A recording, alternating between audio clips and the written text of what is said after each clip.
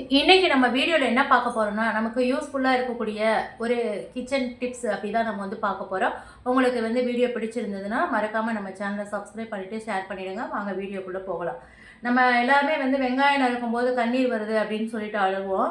அந்த மாதிரி கண்ணீர் வராமல் இருக்கணும் அப்படின்னா வெங்காயத்தோட தோலை விரிச்சிட்டு 10 நிமிஷம் வந்து ஒரு சில் தண்ணியில் போட்டு வச்சுட்டு நறுக்குனீங்கனாக்கா கண்ணில் வந்து எரிச்சல் எதுவுமே வராது. சரிங்களா? உங்களுக்கு இது பிடிச்சிருந்ததுன்னா லைக் பண்ணுங்கள்.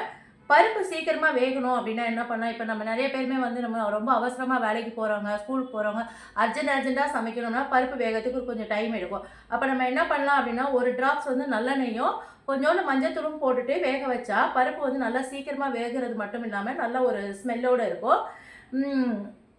உப்பும் காரமாக அதிகமாகிடுச்சுன்னா நம்ம என்ன பண்ணுறது? சில சமயம் நம்ம சமைக்கும் போது அர்ஜென்ட்டாக பண்ணுறோம் அப்படின்னு சொல்லிட்டு நிறைய உப்பு போட்டுருவோம் கை தவறலாம். சில சமயம் வந்து காரமும் ஜாஸ்தி ஆகிடும். அந்த மாதிரி குழம்புல வந்து உப்பு காரம் அதிகமாகிடுச்சுன்னா ஒரு பெரிய உருளைக்கிழங்கு கட் பண்ணி அதில் போட்டுருங்க. கொஞ்சோண்டு தேங்காய் பால் வந்து சேர்த்துட்டு கொதிக்க விட்டிங்கன்னா அது வந்து பேலன்சிங் ஆயிரும். நிறைய பேர் வந்து மிக்ஸி எல்லாமே நம்ம வீட்டில் யூஸ் பண்ணுவோம்.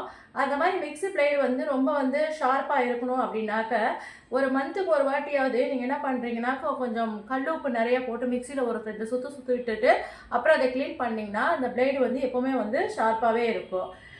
நம்ம கிச்சனில் எங்கே பார்த்தாலுமே ஒரே எண்ணெய் பிசு பிசுன்னு இருக்கும். கேஸ் ஸ்டவ்வில் தொட்டாலும் கை வைக்க முடியாது.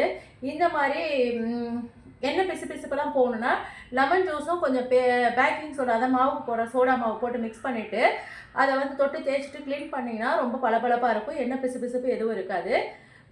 பச்சை மிளகா வந்து எப்போவுமே வந்து புதுசு போல் இருக்கணும் அப்படின்னா நம்ம என்ன பண்ணலாம் அப்படின்னா அதோடைய காம்பெல்லாம் ரிமூவ் பண்ணிவிடுங்க. ஒரு டிஷ்யூ பேப்பர் வந்து விரிச்சிட்டு ஒரு பிளாஸ்டிக் டப்பாவில் வந்து அதை போட்டுட்டு வச்சுட்டு ஃப்ரிட்ஜில் வச்சிங்கன்னா 1 மந்த் ஆனால் கூட அந்த பச்சை மிளகா கெட்டு போகாமல் ஃப்ரெஷ்ஷாகவே இருக்கும். தோசை ஊற்றும் போது சில தோசையே வராது, போட்டு கரண்டியை வச்சு சொல்லி இருப்பாங்க. அப்படியே டென்ஷன் ஏறும் பாருங்கள். அது கிச்சனில் வேலை செய்கிறவங்களுக்கு தான் வந்து தெரியும். அப்போ நம்ம என்ன பண்ணணும்னா தோசை ஊற்றுறதுக்கு முன்னாடி வெங்காயத்தை வந்து பாதியாக வெட்டிக்கோங்க. வெட்டிட்டு அதை எண்ணெயில் தொட்டுட்டு ஒரு தேய்ச்சிட்டு அதுக்கப்புறமா வந்து கல்லில் தோசை சுட்டோம்னா நல்லா மொறுமொறுப்பாக கல்லில் ஒட்டாமல் நல்லா சூப்பராக வரும். அரிசி டப்பா, பருப்பு டப்பாலெல்லாம் ஒரு சிலருக்கு வந்து பூச்சி பிடிக்கும். என்னதான் க்ளீனாக பண்ணி வச்சுருந்தாங்கன்னா கூட அவங்களுக்கு வந்து பூச்சி எங்கேருந்து வரும்னே தெரியாது. அந்த மாதிரி இருக்கிறவங்க வந்து என்ன பண்ணீங்க அப்படின்னா 2, 3 பிரியாணி இலையை வந்து அல்லது காஞ்ச மிளகாயை வந்து அந்த டப்பாக்குள்ளே போட்டு வச்சிங்கன்னா பூச்சி எதுவுமே வராது. அப்புறம் மிக்ஸி ஜாரில் வந்து பேட் ஸ்மெல் வராமல் இருக்கணும்னா இஞ்சி பூண்டு அரைச்ச பிறகு அதில் கொஞ்சம் லெமன் தோல் எல்லாம் போட்டுட்டு கொஞ்ச நேரம் அரைச்சி விட்டு தண்ணி ஊற்றி கழுவிட்டிங்கன்னா அது ரொம்ப வந்து ஃப்ரெஷ்ஷாக நல்ல ஒரு ஸ்மெல்லோடு இருக்கும். அந்த பேட் ஸ்மெல்லு வராது.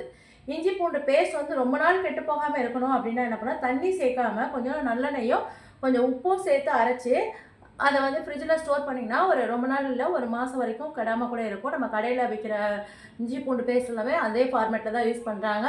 சால்ட் வந்து ஒரு ப்ரிசர்வேட்டிவாக இருக்குது. அதனால் நமக்கு வந்து ரொம்ப யூஸ்ஃபுல்லாக இருக்கும். இந்த டிப்ஸ் எல்லாமே உங்களுக்கு பிடிச்சிருந்ததுன்னா நம்ம சேனலை வந்து மறக்காமல் சப்ஸ்கிரைப் பண்ணிவிட்டு ஷேர் பண்ணிவிடுங்க.